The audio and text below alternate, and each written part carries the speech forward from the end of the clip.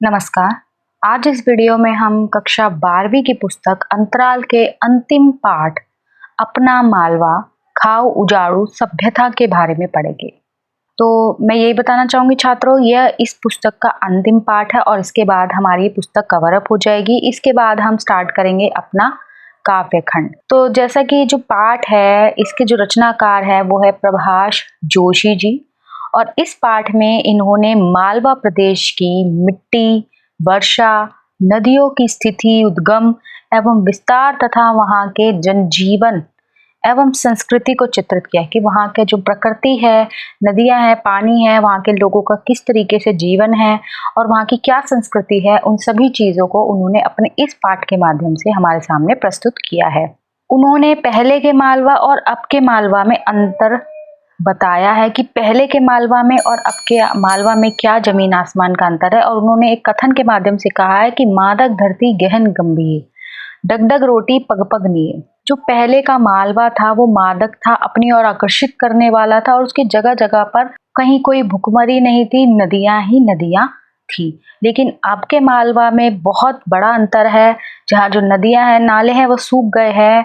वहाँ पग पग नीर वाला जो मालवा है वो बिल्कुल सूख चुका है। देखिए छात्रों, मैं आपको अत्यंत सरल भाषा में समझाने की कोशिश करूंगी। पाठ अत्यंत सरल है। इस संपूर्ण पाठ में लेखक ने सिर्फ और सिर्फ ग्लोबलाइजेशन, वैश्वीकरण की ओर इशारा किया है, जिसमें हिंदी के कुछ कठिन शब्दों का प्रयोग करके आपको समझाने की कोशिश की गई है। पर मेरा काम है कि आपको सरल भाषा में इस पाठ को समझाना।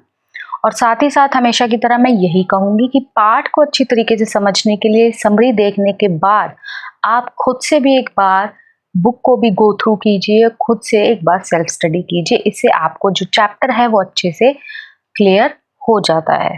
फिर लेखक आगे कहता है कि जो मालवा अपनी सुख, समृद्धि एवं संपन्नता के लिए विख्यात था, वही अब खाओ उजाड़ू सभ्यता में उलझकर रह गया है। और लेखक बताते हैं ये सभ्यता यूरोप और अमेरिका की देन है, जिसके कारण विकास की औद्योगिक सभ्यता उजाड़ की अपसभ्यता बन गई है। इससे पूरी दुनिया प्रभावित हुई है, पर्यावरण बिगड़ा है, जिसको हम बार बार वैश्वीकरण, ग्लोबलाइजेशन की समस्या कहते हैं। ठीक है, यहाँ लेखक ने सिर्फ एक मालवा की नहीं, पूरे वातावरण, पूरी पृथ्वी के जो पर्यावरण का संतुलन बिगड़ा है उसकी ओर इशारा किया है। लेखक की पर्यावरण संबंधी चिंता सिर्फ मालवा तक सीमित ना होकर सार्वभौमिक हो गई है। अमेरिका की खाओ उजाड़ू जीवन पद्धति ने दुनिया को इतना प्रभावित किया है कि अपनी जीवन पद्धति, संस्कृति, सभ्यता तथा अपनी धरती को उजाड़ने में लगे हुए हैं। इस बहाने लेखक ने खाओ उजाड़ू जीवन पद्धति के द्वारा पर्यावरणीय विनाश की पूरी तस्वीर खींची है, जिससे मालवा भी नहीं बच सका है। तो इस तरीके से इस पाठ के माध्यम से लेखक ने पर्यावरणीय जो सरोकार है उसको आम जनता के साथ जोड़ दिया है तथा पर्यावरण के प्रति लोगों को सचेत करने की कोशिश की है कि ये काम सिर्फ सरकार का नहीं है, कुछ गिने चुने लोगों का नहीं है, ये हम सबका एक उत्तरदायित्व है जिसको हमें पूरा करना है। तो पाठ के सार की ओर अब हम बढ़ते हैं। अभी तक हमने इस पाठ की जो शॉर्ट समरी थी उसको समझा है कि लेखक कहना क्या चाह रहे हैं। और पाठ का सार शुरू होता है कि जहाँ पे जो लेखक है वो अपनी एक तरीके से कहानी बताते हैं और बताते हैं कि उगते सूरज की साफ चमकीली धूप राजस्थान में ही रह गई। इसका मतलब है कि जो लेखक है वो राजस्थान से आए हैं और मालवा में तो आसमान बादलों से छाया हुआ था, यानी जो राजस्थान था उसमें बहुत धूप थी, बहुत तेज धूप थी। और मालवा में जब वो एंटर हुए तो यहाँ चारों तरफ बादल ही बादल छाए हुए थे। ऐसा लगा कि अभी वर्षा ऋतु गई ही नहीं, और ऐसा लग रहा था कि अभी वर्षा ऋतु गई नहीं है, अभी तो चल ही रही है। चारों ओर मटमैला बरसाती पानी भरा हुआ था, यानी गदमैला सा, एकदम साफ पानी नहीं, मिट्टी की वजह से गंदा हुआ पानी भरा हुआ था। सभी छोटे बड़े नाले बह रहे थे और बारिश की वजह से वो ओवरफ्लो हो गया था, जिसकी वजह से जो भी छोटे बड़े नाले थे वो सभी बह रहे थे। इतना ज्यादा पानी यह धरती नहीं सोख सकती। और आगे फिर प्रभाष जी कहते हैं कि इतना ज्यादा पानी जो है ये धरती नहीं सोख सकती, यानी हर चीज की एक लिमिट होती है। हर चीज कितने लिमिट तक काम कर सकते हैं, कितनी उसकी सीमा है। तो यहाँ पर वो आगे बताते हैं कि ये पानी जो है एक्सेस हो चुका है, अधिक हो चुका है और ये धरती इस पानी को नहीं सूख सकती। ऊपर से ये बादल बरसने को तैयार है और अगर और वर्षा हो गई तो बुरा हाल हो जाएगा। आगे लेखक बढ़ते हैं और फिर वो कहते हैं कि नवरात्रि की सुबह, पहली सुबह यानी पहला नवरात्रा है। मालवा में घट स्थापना की तैयारी चल रही थी, यानी जो वहाँ के सांस्कृतिक त्योहार है, जो नवरात्रि है, उसके साथ वहाँ जिस तरीके से इसकी पूजा की जाती है वहाँ वो चल रहा था। घर आंगन में गोबर से लीपने और रंगोली सजाने के काम हो रहे थे और सब अपने घरों में तैयारियां कर रहे थे। बहू बेटियां नहाने धोने और सजकर त्योहार मनाने में लगी थी। रास्ते में छोटे स्टेशनों पर महिलाओं की ही भीड़ थी। लेखक को चटक उजली धूप, ज्वार, बाजरे और सोयाबीन की फसलें देखने आया था और रास्ते में लेखक बताता है कि महिलाओं की भीड़ भी जो थी देखने को मिल रही थी, क्योंकि नवरात्रि का त्योहार था। तो जो सब महिलाएं थी वो अपने अपने तरीके से त्योहार मना रही थी, उसकी तैयारियां कर रही थी। और लेखक तो जो था चटक उजली धूप यानी एकदम से जो निकली धूप थी, उसकी धूप की रोशनी में ज्वार, बाजरे और सोयाबीन की फसलें देखने आया था। आगे लेखक बताता है कि जो क्वार का महीना है वो मालवा में मानसून के जाने का होता है, लेकिन इस बार तो वह जाते हुए धौंस दे रहा था और इस बार भी जाते जाते बारिश इतनी ज्यादा हो रही थी कि ऐसा लग रहा था कि वो धमकी दे रहा हो, जाना नहीं चाह रहा हो। नागदा स्टेशन पर मीणा जी बिना चीनी की चाय पिलाते हैं और सारे जरूरी समाचार भी देते हैं, यानी जो भी अपडेट्स होते हैं, जो भी आसपास की खबरें होती हैं वो बताते हैं। वो पहली न्यूज देते हैं कि कुआलालंपुर में भारत के हारने से दुखी थे और फिर वे मौसम और खेती पर आ गए, यानी इस न्यूज को देने के बाद वो मौसम और खेती पर आ गए। उन्होंने बताया कि ज्यादा वर्षा के कारण सोयाबीन की फसल तो खराब हो गई है, पर गेहूं चना अच्छा होगा।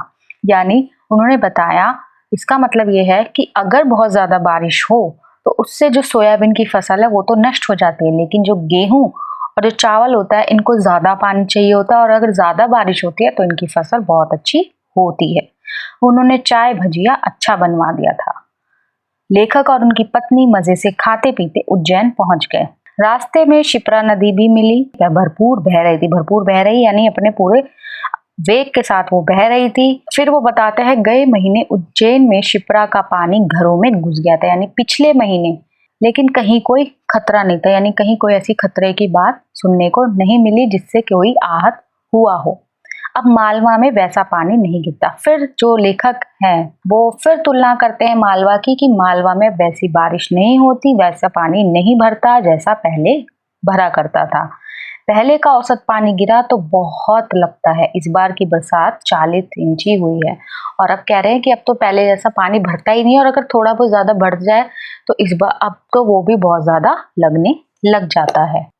अब इंदौर से उतरते ही गाड़ी में सामान रखवाते हुए तब्बा को कहा जाता है कि हमें सब नदियां, तालाब, जलाशय देखने हैं। यानी उनके साथ जो एक व्यक्ति और गया था और जो लेखक है उनसे कहते हैं कि हमें सारी नदियां, तालाब और जलाशय देखने हैं, सब पहाड़ चढ़ने हैं। पर बाद में सोचा कि अब उम्र 70 की हो चली है, इस उम्र में शरीर भी पहले जैसा फुर्तीला, लचीला, गर्वीला नहीं हो सकता।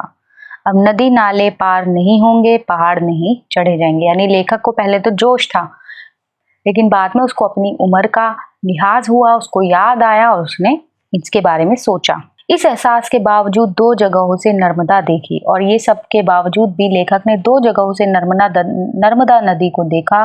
कहीं मटमैली यानी कहीं मिट्टी जैसा पानी, कहीं छिछली तो कहीं अथाह गहरी दिखाई दी, यानी कहीं बहुत ज्यादा गहरी दिखाई दी।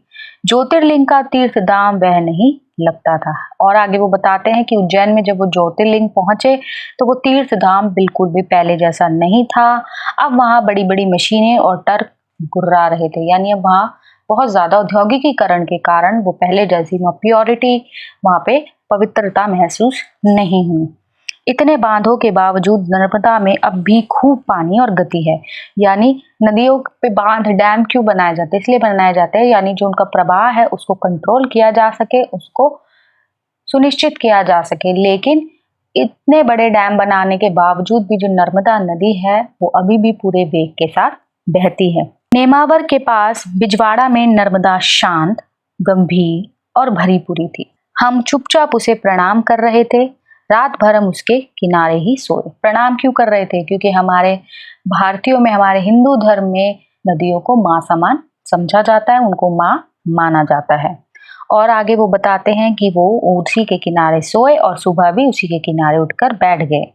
हम नदी को माँ मानते हैं। और आगे लेखक भी बताते हैं कि हम जो है नदी को माँ मानते हैं और नर्मदा मैया, उनके किनारे बैठना माँ की गोद में डूबना जैसा है। अब देखिए, इस पाठ में कुछ भी नहीं है, मालवा के बारे में बताया जा रहा है, साथ ही साथ जो लेखक है वो अपनी कहानी कहते चले जा रहे हैं। तो कहानी बहुत मुश्किल नहीं है, या नदियों के औद्योगिकीकरण की, पर्यावरण संबंधी सारी बातें हो रही हैं। बस आपको शांति से इस पाठ को सुनना है, समझना है और कठिन शब्दों के अर्थों को अपने पास नोट करना है। आगे बढ़ते हैं। ओंकारेश्वर और नेमावर जाते हुए दोनों बार विंध्य के घाट उतरने पड़े, और विंध्य जो घाटी है उनके घाटों को उतरना पड़ा। एक तरफ सिमरौल का घाट, दूसरी तरफ बिजवाड़, दोनों में सागौन के जंगल, और दोनों तरफ जो थे सागौन के जंगल दिखाई दिए। सिमरौल के बीच से चौरल खूब बहती हुई दिखी। चौरल, यहाँ नदी की बात हो रही है, और जब सिमरौन के बीच से वो गुजरे तो उन्होंने चौरल नदी को बहते हुए देखा। बिजवाड़ में हर नाला बह रहा था। बचपन पर पितृपक्ष और नवरात्रि में ऐसा ही पानी मिलता था। शिप्रा नदी छोटी होते हुए भी उज्जैन में महाकाल के पांव पखार कर पवित्र हो गई। यानी शिप्रा नदी जो है उज्जैन में सबसे छोटी नदी है, लेकिन महाकाल यानी जो शिव के धर्मस्थल तक पहुंचकर वो भी पवित्र नदी हो गई।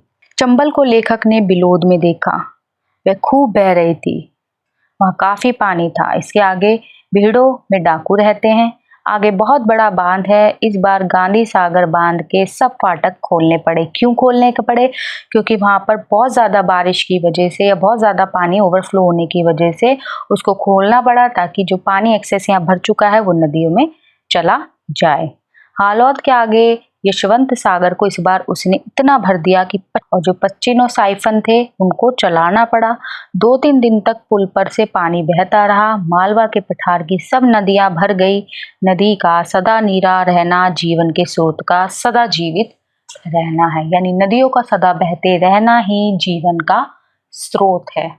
यानी नदी जब वो रुक जाती है तो वो नाले में परिवर्तित हो जाती है, इसलिए नदी को निरंतर बहते रहना चाहिए। आगे प्रभा जी नदियों के बाद, अब अभी तक नदियों के बारे में वो एक्सप्लेन कर रहे थे, अब नंबर था तालाबों का।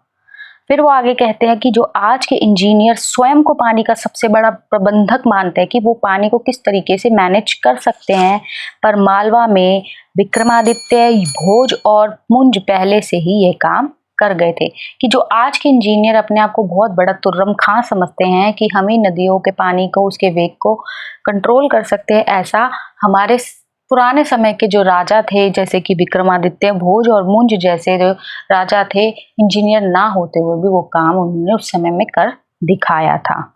उन्होंने पानी को रोकने के लिए तालाब, बावड़ियों का निर्माण कराया ताकि बरसात का पानी रोका जा सके। आज के इंजीनियरों ने क्या किया है? उन्होंने तो तालाबों में गाद भर जाने दिया, जमीन के पानी को पाताल से भी निकाल लिया, नदी नाली सूख गए, पग पग पर नीर वाला मलबा सूखा हो गया। कभी वहां की नदी को पार करने के लिए हाथी पर बैठना पड़ता था, अतः हाथी पाला नाम आया है। चंद्रभागा पुल के नीचे इतना पानी रहा करता था जितना महाराष्ट्र के चंद्रभंगा नदी में। इंदौर के बीच से निकलने वाली नदियां उसे हरा भरा और गुलजार रखती थी। शिप्रा, चंबल, गंभीर, पार्वती, काली सिंध, चौरल, ये सदा नीरा नदियां अब मालवा के गालों के आंसू भी नहीं बहा सकती। यानी वो बता रहे हैं कि उस समय मालवा में कितनी ज्यादा नदियों का आवेग था, और अब तो ऐसा कुछ भी नहीं है। 1899 में मालवा में सिर्फ 15.75 इंच पानी गिरा था। 1973 में 77 इंच पानी गिरा। यदि 28 इंच से कम बारिश हो तो वह सूखे का साल माना जाता है।